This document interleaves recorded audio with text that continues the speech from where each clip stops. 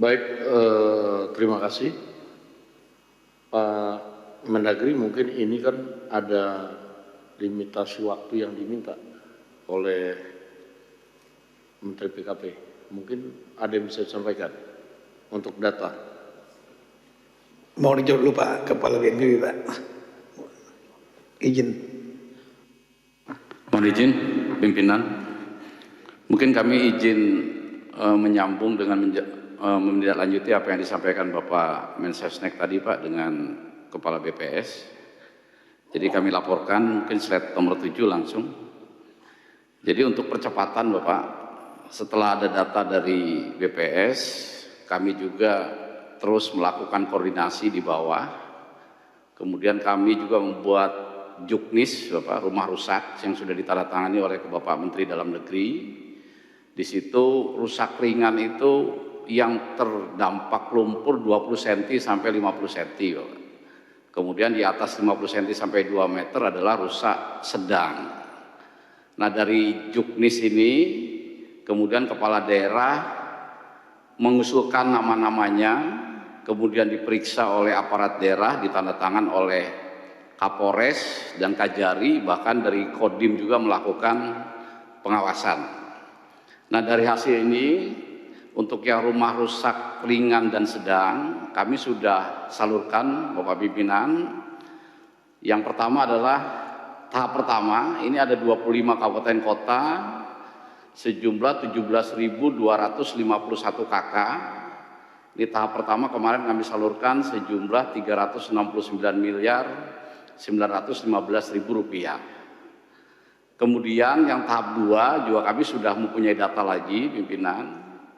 Sisanya yang akan kami salurkan lagi adalah sejumlah 10.181 KK. Ini ada 205.365.000.000 rupiah.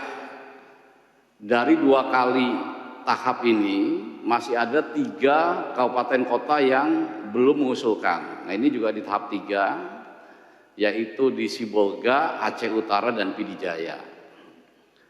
Apabila tahap 3 ini di minggu depan sudah kami salurkan, artinya seluruh provinsi, 3 provinsi, Aceh, Sumatera Utara, dan Sumatera Barat yang rumahnya rusak ringan dan sedang, ini semuanya sudah kami salurkan dananya.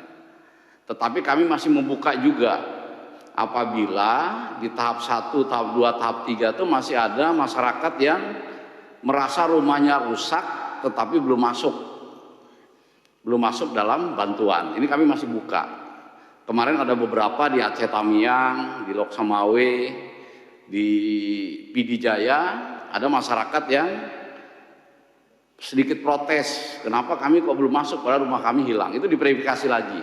Jadi artinya Bapak Pimpinan dari BPS, kemudian dari arahan Bapak Menteri Sekretariat Negara untuk lebih cepat, tetap kami juga kehati-hatian sehingga dana yang dikirimkan betul-betul yang sesuai dengan yang rusak di lapangan.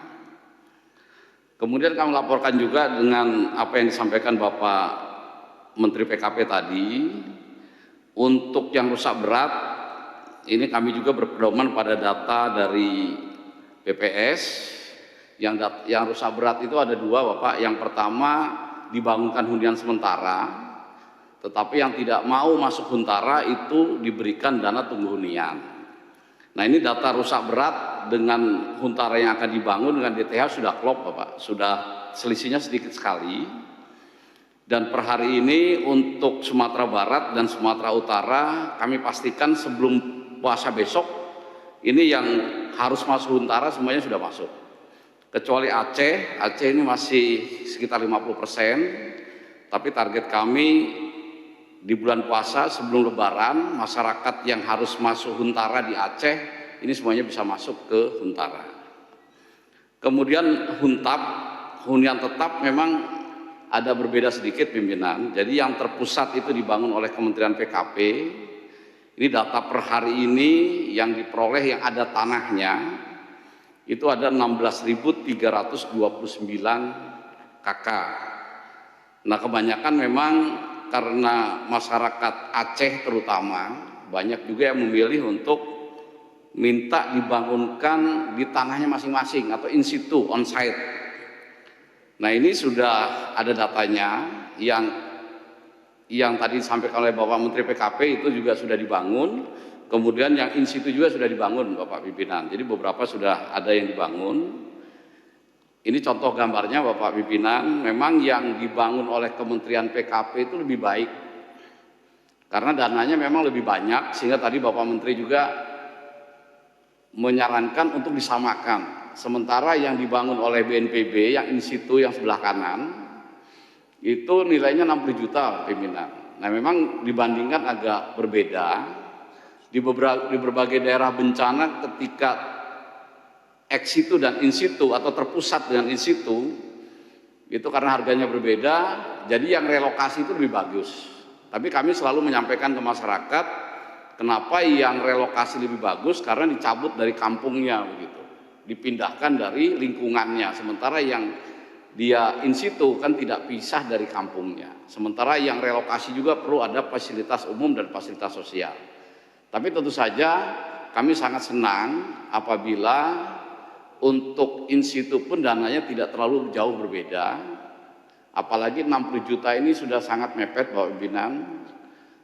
Apalagi sekarang juga ada program gentengisasi dari Bapak Presiden. Jadi kami dalam saran ke Kasatgas tadi, kalau seandainya pun kami akan bangun dengan genteng, kami minta tambahan lagi karena untuk memasang genteng itu perlu penguatan lagi kayu-kayunya. Sementara yang kami bangun rumah contoh di Biren ini masih menggunakan seng.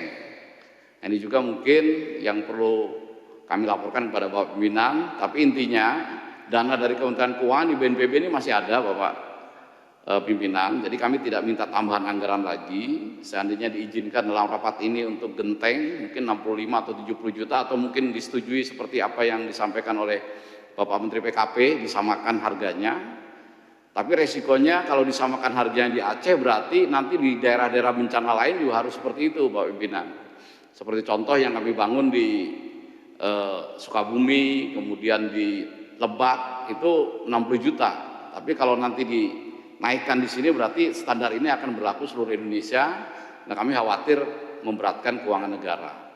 Jadi selama ini kami selalu menyampaikan ke masyarakat kalau yang relokasi mandiri itu layak, tetapi lebih bagus daripada relokasi terpusat karena dicabut dari lingkungan kampung halamannya. Mungkin seperti itu Pimpinan, selanjutnya mohon petunjuk dan arahan. Wassalamualaikum warahmatullahi wabarakatuh. Jelajahi cara baru mendapatkan informasi. Download Metro TV Extend sekarang.